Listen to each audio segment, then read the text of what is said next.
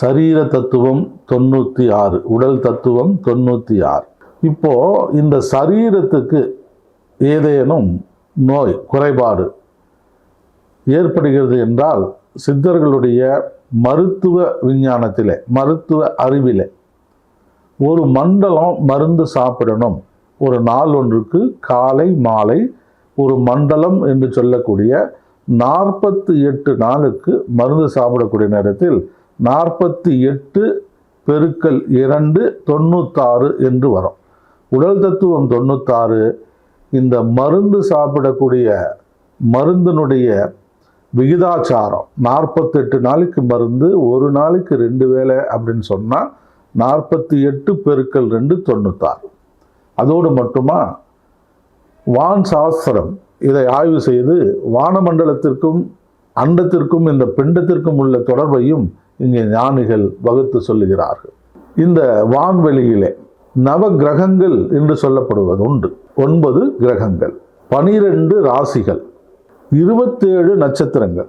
எத்தனையோ வகையான நட்சத்திர கூட்டங்கள் இருந்தாலும், பல கிரகங்கள் உணரப்பட்டாலும் உணரப்படாமல் இருந்தாலும், வான் சாஸ்திரத்திலே நமது முன்னோர்கள் நமக்கு வகுத்து சொன்னது 9 நவ கிரகங்கள், 12 ராசிகள், 27 நட்சத்திரங்கள்.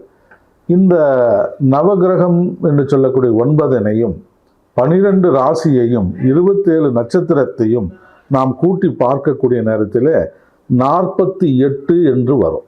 இந்த 48 தான் ஒரு மண்டலம் என்று வகுக்கப்படுகிறது. ஒரு மண்டலத்திற்கு 2 வேளை மருந்து சாப்பிட வேண்டும்.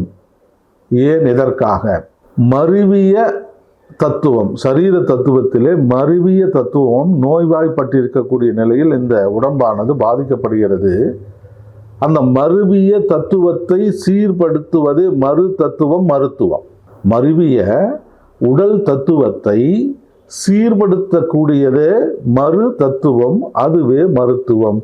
அந்த மருத்துவம் 48 நாளைக்கு, ஒரு நாளைக்கு 2 வேளை, அந்த 96 தத்துவத்திற்கும் 96 வேளை மருந்து.